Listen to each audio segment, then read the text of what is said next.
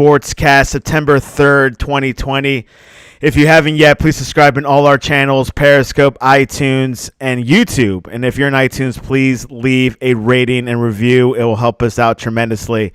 And, of course, visit us on thesportscast.net, thesportscast.net for the latest and greatest in sports news. Leonard Fournette is now a Tampa Bay Buccaneer player after being released by the Jacksonville Jaguars last week. Are the Bucs a better team than they were 24 hours ago? Today we have a special guest, Jordan Lugo from Generation Jaguar, and he knows a lot about Fournette. He's been with them about 3 years. Jordan, welcome to the Sportscast.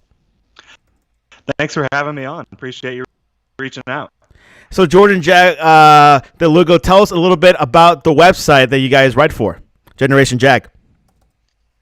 Yeah, so it's pretty simple. We cover the Jaguars, all Jags news, analysis, insights, and we also have a bunch of Jacksonville kind of cultural gear that we make, some stuff that is related to the Jaguars team, some stuff that's just related type stuff. So yeah, we have a good time.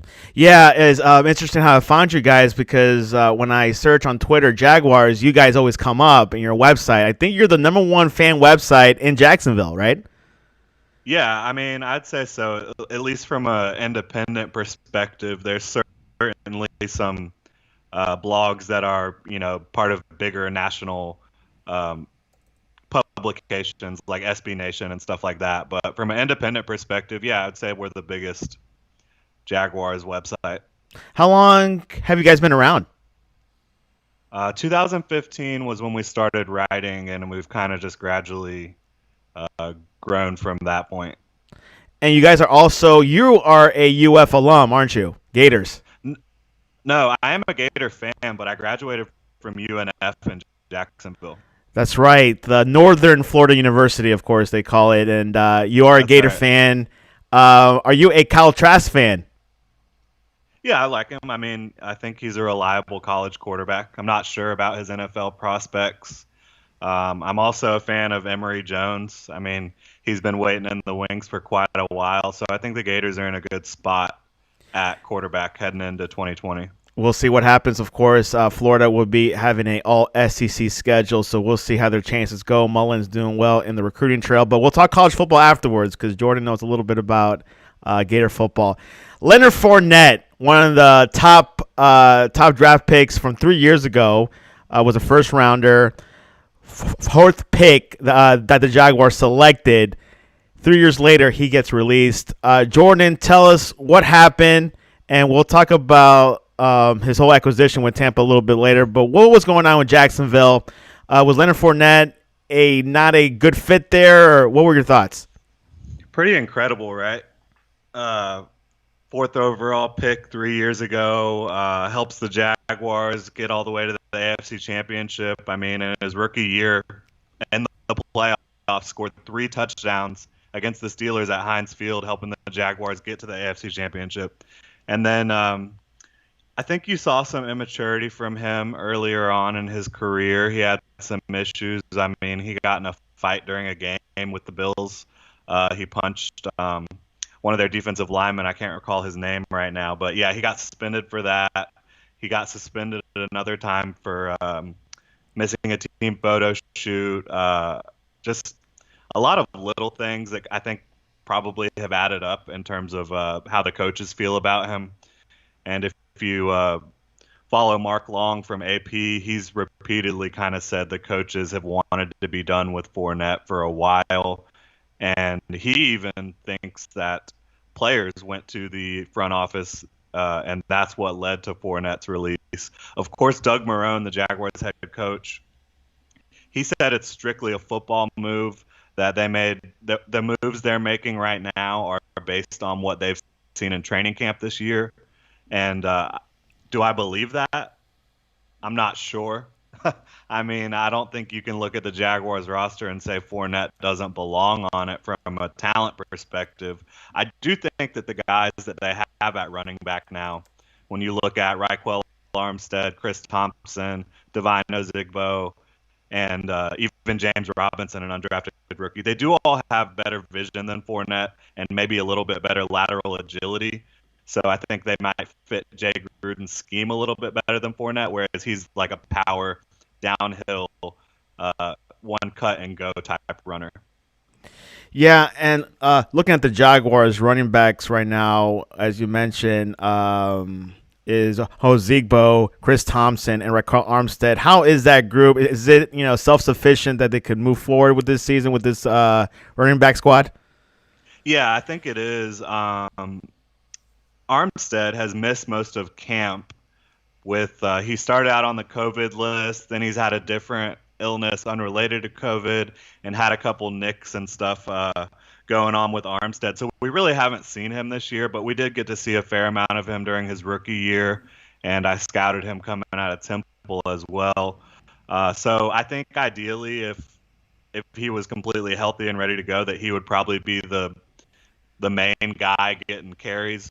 But Chris Thompson, he's an excellent pass catching back. He's played with Jay Gruden for a long time over at Washington, and he's a guy that I think is going to be heavily involved with the offense, especially early on, while these other younger guys, because Ozigbo and Armstead are both going into their second year. I believe James Robinson will make the team as well, and he's an undrafted rookie. So I think Thompson's going to be kind of pacing the backfield early on, getting a lot of touches, and then you'll see the other guys as well come in and try to grind out some more difficult yardage. I don't think Thompson's going to be running in between the tackles a lot. And it's interesting because I've been listening to a lot of people are saying that Chris Thompson will probably start and do well, and if you're like an NFL, yeah, I mean, he'll probably do well.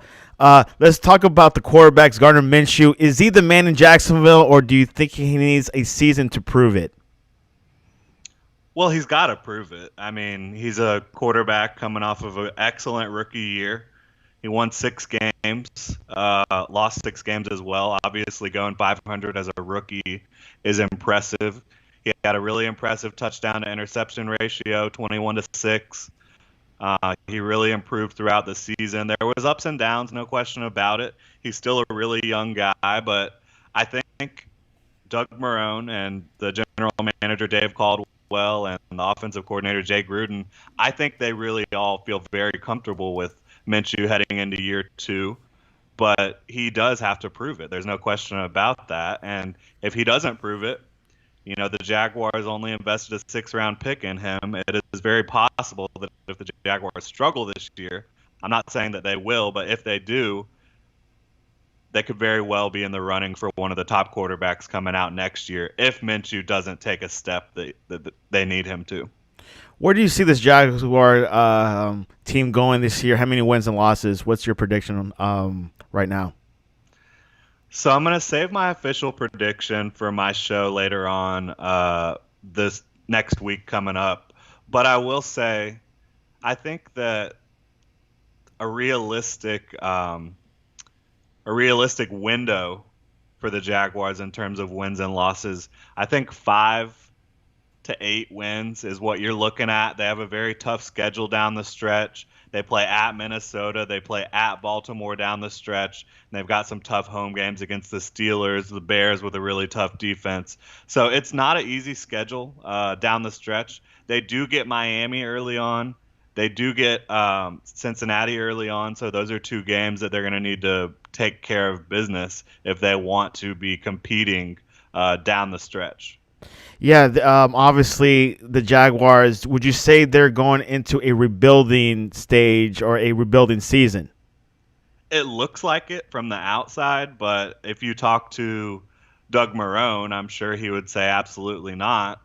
He's a guy that coming off 2 consecutive losing seasons, I don't think that the Jaguars can afford, or I don't think he can afford for the Jaguars to be rebuilding. I think he would probably call it more of a retooling. He thinks he's got a good group of guys that he really likes the depth and the starters, likes the leadership along with the youth, which there is plenty of youth. A lot of people would probably say the Jaguars have too much youth. we'll see how that goes. But yeah, I mean, I don't. It looks like they're rebuilding from a national perspective. I understand that, but I don't think that the inside the building, I don't think that that is the mantra or the idea that's going on. Yeah, very similar to what happened with Miami last season, where it was pretty much a tank. Try to get a good quarterback and a good draft pick, and of course they say no. We're struggling. We're trying to get our bearings, but that's pretty much what they're trying to say. You Right. Well, guys, the difference there though is, Miami, they have they had a new coach, Brian Flores, obviously. Doug Marrone, I don't think can afford to tank. I don't think he's trying to tank. Um, Whether or not the Jaguars do succeed in 2020 or not, obviously remains to be seen. But he's coaching for his job, and he acknowledged that earlier this week. yeah, it's a quite interesting situation there. Also, you guys traded Yannick Ngakoue to Minnesota Vikings for a 2021 draft pick. What were your thoughts? Was this coming? What was like the whole ambience behind it? So yeah, Yannick Ngakoue. A lot of people get his name wrong. Yeah, sorry, like Tagovailoa. I can't say his name right. Yeah, everybody botches that. No big deal though. So yeah, this was a long time coming. Ngakoue has had repeatedly, stated his disinterest for playing for the Jaguars. He's requested a trade, demanded a trade, gone on Twitter tirades, even insulted or, kind of went back and forth with Tony Khan, who is the son of the Jaguars' primary owner, Shad Khan. And Tony's involved with analytics and other things to do with the Jaguars. So they had a little back and forth on Twitter. And yeah, Ngakoue never signed his franchise tag. He was unwilling to negotiate a long-term deal. And I think the Jaguars were just simultaneously trying to see if perhaps they could get him to commit to play for a season in Jacksonville, while also trying to measure the best trade possible, or find the best trade possible. They end up getting a second round pick and a conditional fifth round pick that could turn into a fourth or a third. It'll turn into a fourth if he makes the Pro Bowl, which he's got very good chance of doing that considering his skill set. And it can turn into a third if he makes the Pro Bowl and the Vikings win the Super Bowl. That is a little bit tougher, but, it is possible. The Vikings do have a good squad this year. So for Ngakoue, I'm happy for him that he was able to, go to a team that will be competitive and that wants him to be there and that he's happy to be there. And for the Jaguars, I believe they got some good draft capital, but that obviously will not help them in 2020. So it'll be interesting to see how that all plays out long term. Yeah, a few of your defensive players have left. Ramsey, he left last year. Was that a huge loss for you guys, or it just had to be done?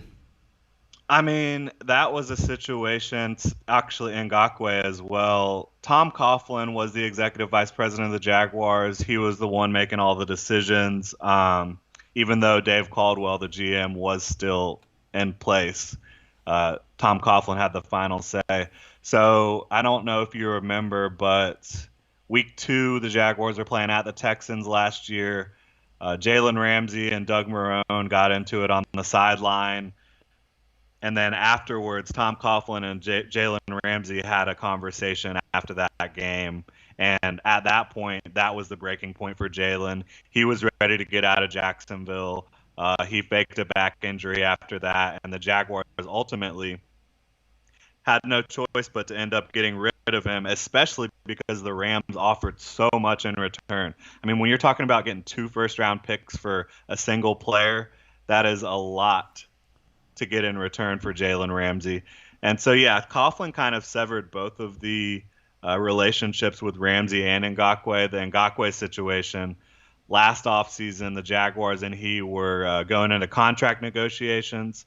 Ngakoue declined Tom Coughlin's first offer, and then Tom Coughlin essentially just said, screw it, we're not going to negotiate anymore. We'll talk next offseason. And that was the breaking point for Ngakoue. At that point, he decided he wasn't going to sign with the Jaguars long term. He faded out. Tom Coughlin, let's get to him. I was a huge fan what he was doing with you guys in Jacksonville. I saw some like championship vibe tenure. He definitely changed the organization a bit. What I saw, and that deep playoff run obviously was stopped by New England Patriots. You guys did challenge the Patriots a little bit. What happened with Tom Coughlin? I thought he was a great GM, but what made it sour? So I do think that he did a decent job when you talk about talent acquisition. Like you said, his first year as executive vice president, the Jaguars went to the AFC Championship. They were within minutes of taking down the Patriots and going to the Super Bowl for the first time in franchise history. And you look at Tom Coughlin's history in Jacksonville, obviously, every time the Jaguars have been to the AFC Championship, it's been with Coughlin calling the shots. They went twice in the late 90s, and they went in 2017. But he was just too much of a stickler on the way things were, old school football. And he couldn't follow the rules. There was clearly rules set in place by the CBA, collective bargaining agreement. He was fining Dante Fowler. He fined him $700,000, and wrongfully so, of course. And then he also called Telvin Smith and Jalen Ramsey out heading into the 2019 season for not being at voluntary minicamp, which of course Tom Coughlin is not allowed to berate players for not being at voluntary minicamp, and the Players Association kind of noticed that, and they responded to it, putting out a statement basically condemning what Tom Coughlin had done there, and they even told players to be wary of signing with Jacksonville because of Tom Coughlin. Tom Coughlin's gone. Obviously, he did so much damage to the organization because of his old school mindset and his inability to follow the rules of the CBA that they just had no choice but to get rid of him. Yeah, that's something that I do remember now. What happened? Yeah, and like you were saying, he's very old school. He's very like Belichick style. Very tough and bring things kind of together, but obviously not following the rules. Doug Marrone, he is a Coughlin guy. Obviously, do you think he has a good chance to turn things around this season? Like, what do you think with his coaching style? So, Marrone is a player's coach, I believe. He's kind of changed his style up in terms of a couple years ago, he was saying, if he could run the ball on every single play, that's what he would do.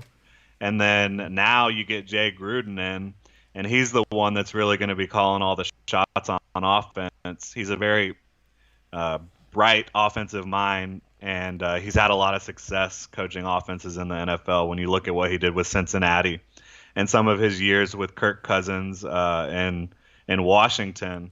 So do I think that they have a chance to turn it around this year? I do think there's a chance. I think it's going to be tough based on the schedule and based on how much youth they have. But I'm not sure exactly what they have to do to keep their jobs. But do I think that the team will be more exciting and more fun to watch than they were last year? I do. And I think that'll help. But ultimately, this is a bottom line business, and they haven't had a winning season since 2017. So it's going to be interesting the way this all plays out for Doug Marrone.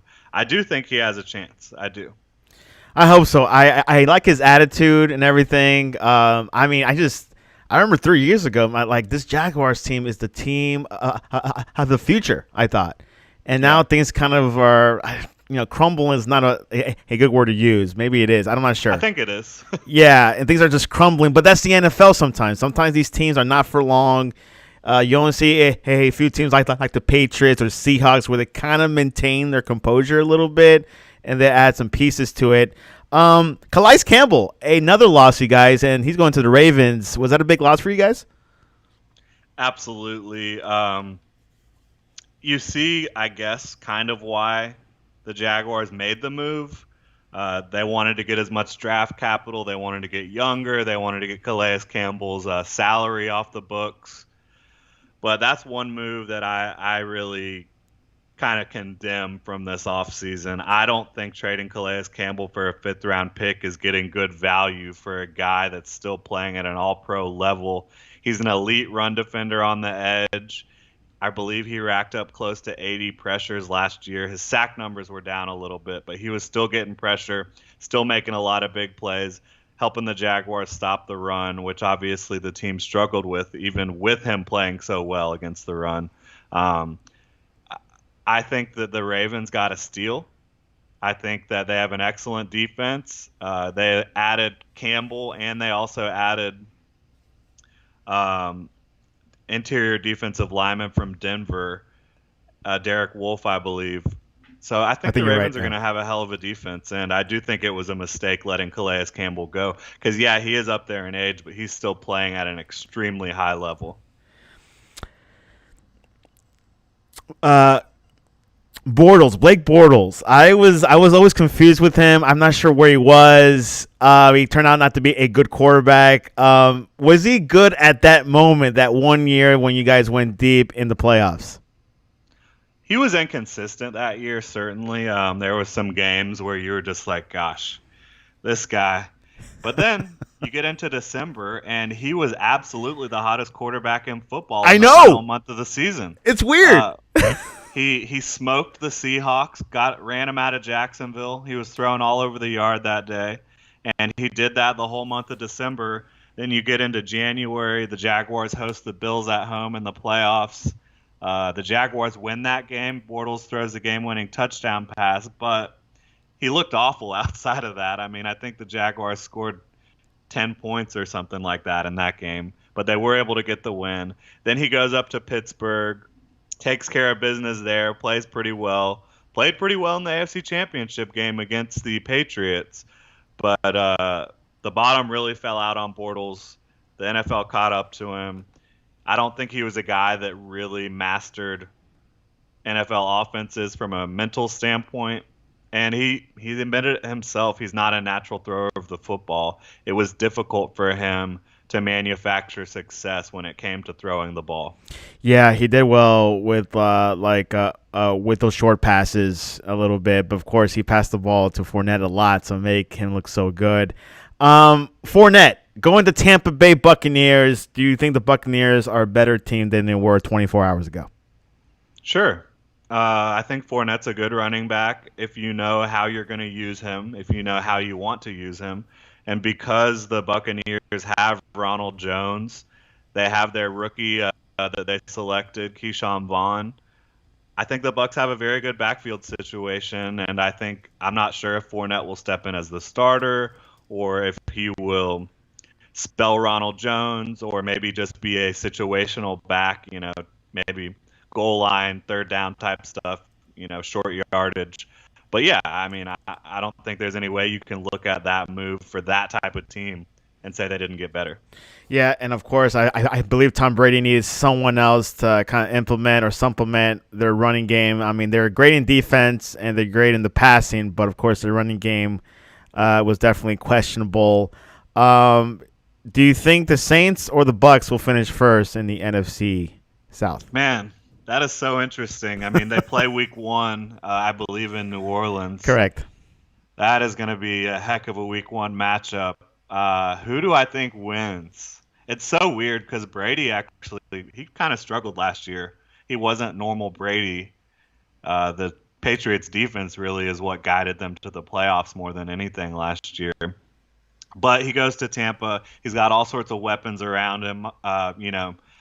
Those receivers down in Tampa are excellent when you talk about Mike Evans, Chris Godwin, and then you look at the tight end situation. They've got 3 really good tight ends as well. So that's interesting, but Breeze, he also got Emmanuel Sanders this offseason, a new toy to play with. And Sanders, I think that was a really underrated move. I think from top to bottom, I have to go with the Saints. Just because they have more continuity. I think Breeze is playing better than Brady is right now, and I think their defenses are comparable. The Bucs might have an edge on the defensive side of the ball, but the Saints' defense is excellent as well. So I'll go with the Saints.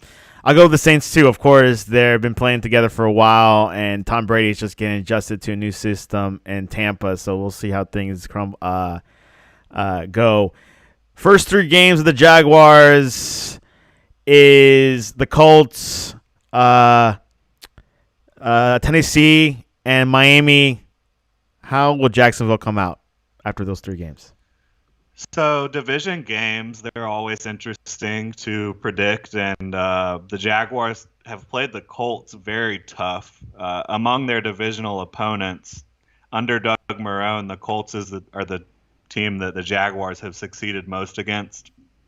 Um, and on the flip side of that, the Jaguars have really struggled against the Titans. Obviously, they did go 1-1 against the Titans last year, and they kind of blew them out on Thursday Night Football in Week 2 of last season. Uh, right now, I'm looking at. I think that they will beat the Colts in Week 1. I think that they'll lose to the Titans. It's in Tennessee. They really struggle up there. And then Week 3 against the Dolphins. That's Thursday Night Football. That's exciting. You have Ryan Fitzpatrick. You have Tua. Who's going to be throwing the football for them? You don't know. Dolphins are a really young team as well. I think the Jaguars should be able to take care of business against the Dolphins at home in Jacksonville on Thursday Night Football. And if they do, they could get to 2-1 and kind of quiet the noise that's going on the outside. You know, people talking about tanking for Trevor and the Jaguars being the worst team in football. If they're able to go take care of business on Thursday night, even if it is against the Dolphins, who aren't a team that anybody expects to contend, I think it would quiet the noise quite a bit. Definitely. I do think you guys have a better chance to beat us because I'm a Miami Dolphin fan. So it's a Florida rivalry or Florida Derby, if you want to call it in like soccer terms. So it should be pretty exciting. What is the stadium news? Are they going to allow fans the first couple of games? What have you heard? Yeah, so the Jaguars are one of the few teams that are still planning on having fans at games. The current situation is 25% of capacity, which you'll be looking at about 17,000.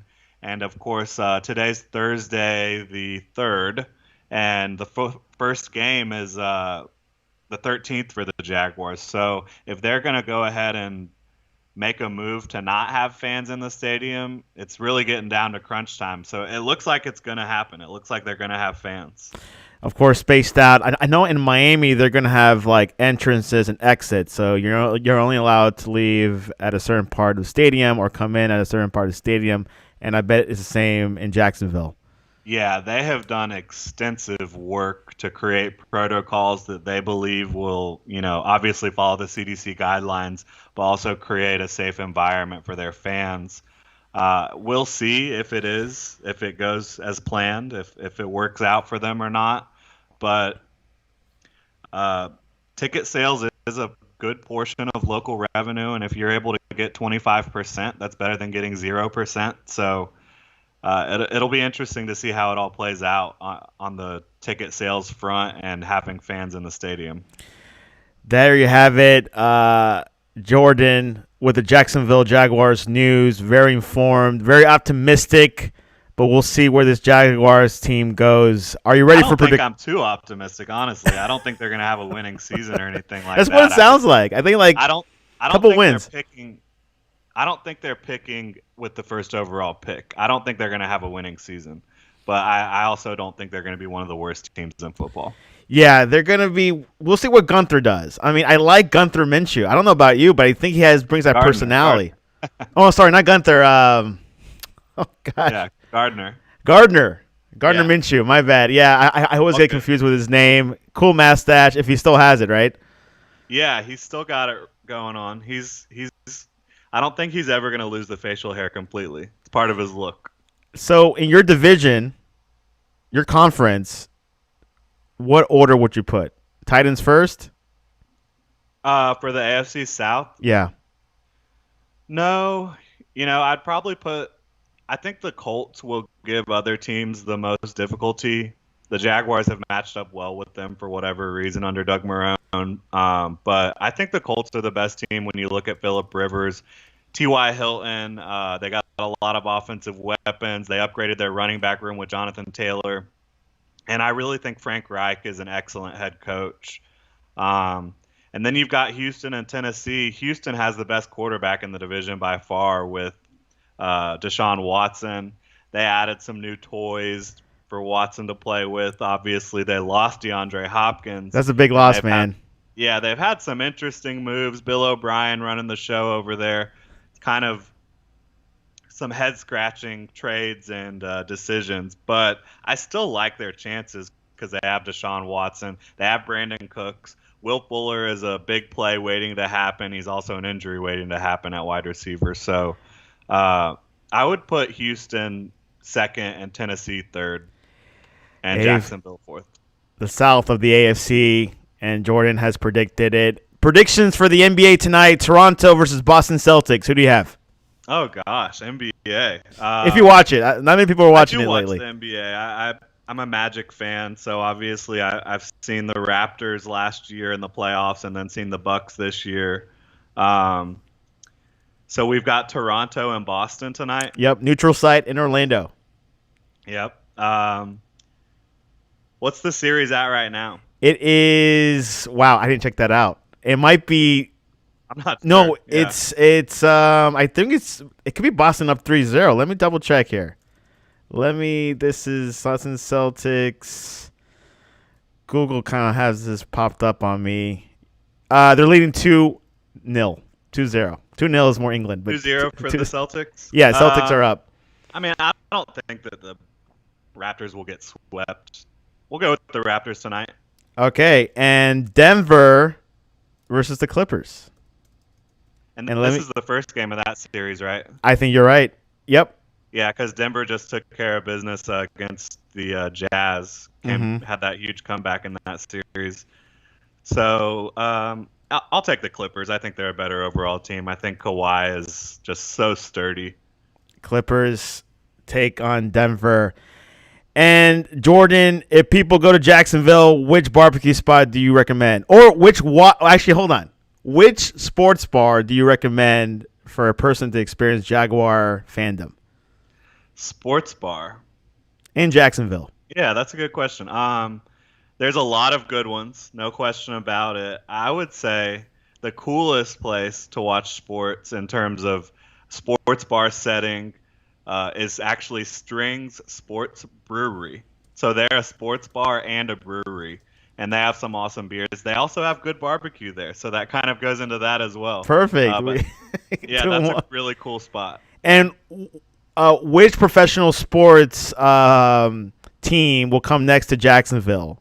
Would it be MLS, NBA, hockey? What is the most likely one? Gosh, they have a minor league soccer team, the Armada, and I believe they're building them a new stadium. So perhaps the way kind of soccer teams move around from league to league, perhaps the Armada could eventually join MLS. So I'll go with soccer. Soccer is a good choice, good chance, because I don't know that the MLS is expanding pretty rapidly, and I could see another Florida team joining. Well, actually, you guys will be in competition with Tampa, because I know Tampa's been brewing for a while, so we'll see. Yeah, I think there's probably more momentum for it down there, honestly. Yeah, like the Rowdies has been around since like the 70s, so we'll see what's the next Florida, because soccer hasn't done well in Florida, to be honest.